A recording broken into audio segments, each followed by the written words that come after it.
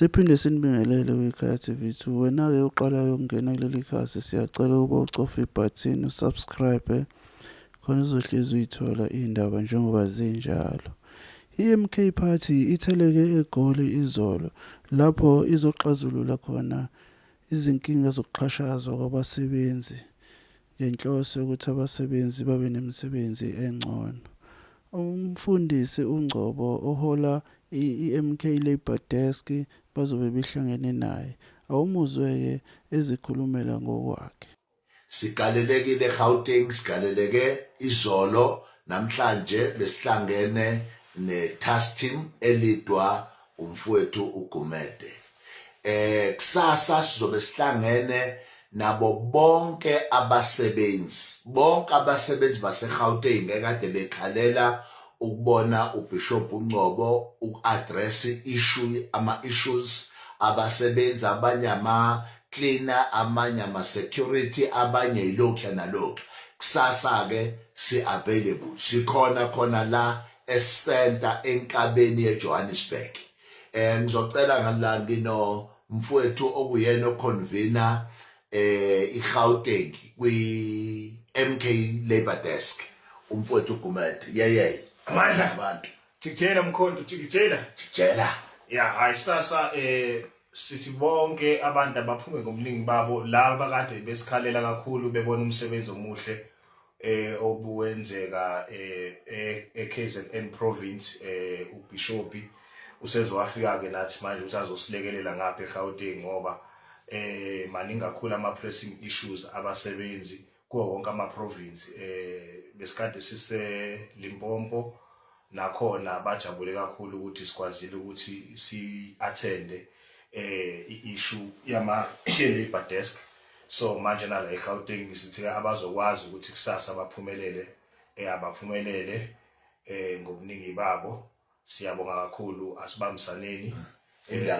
Indawo isoba ilapha eHillbrow Theatre okuyiyona esibona ukuthi izokwazi at least abantu bakwazi ukufinyelela kuyona ngoba i-central isikhathi kuzoba u9 o'clock ekuseni. So sicela ukuthi abantu bafike nje ngo9 ngoba zonke izinto zenzeka ngesikhathi, ngoba kufanele ukuthi makushaya noma abo2 3 o'clock sibe sesiphothula zonke ama-complaints esube abantu beze nawo. So siyacela nje ukuthi bagcine isikhathi at least from 9 o'clock sikwazi ukuthi sibe sesis-organizile sesikhona, sihlale phansi ngo10 siyaqala.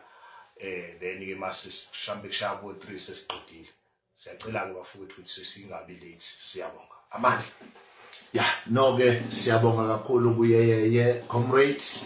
Si-advocate into ye-Basic Condition of Employment Act, si-championa into ye-Labour Relations Act. Sifuna abasebenzi ngaphansi komkhonto babe delivered, bangabe ngama-slaves, kungabi bikho i-exploitation, kungabi bikho i-unfair labor practice, unfair dismissal. So lezi zinto esizele kakhulu eGauteng ukuthi umkhonto uthe uzokwakha abantu ukuthi baphile impilo engcono. Yiyo leyo nto soyigcizelela kubaqashi ukuthi abakwazi ukuxhaphaza abantu, kakhulukazi ngilokho ngishilo ama-security, ama-cleaner, abasebenzi basemaplazini, amafemu. Kuyagujwa kusukela eMpumalanga kwaze kwafika eLimpopo, siseGauteng, but they are continuing complaining about these things.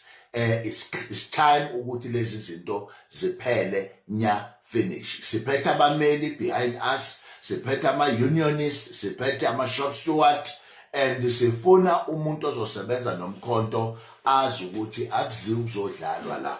Ama-union angekho ngaphansi komkhonto, qala manje ubone ukuthi i-union yakhe iyasebenza noma ayisebenzi. Mayingasebenzi, move. Sokunikeza i-union engaphansi komkhonto, sitshela ukuthi ke le sizoyiphoqa ukuthi ikhathimeta yakho ifake enkantolo. Umihluleka ku-CCMA, umihluleka ku-bargaining council, sizobatshela, sizobaphoqa, sizothi ayikhokhe ikhokhela indleko zenkantolo ngoba sifuna abasebenzi baphile impilo engcono. So kusasa siyahlangana Hillbrow Theatre 9 o'clock siyahlangana. Angabi bikho umuntu, first come first serve.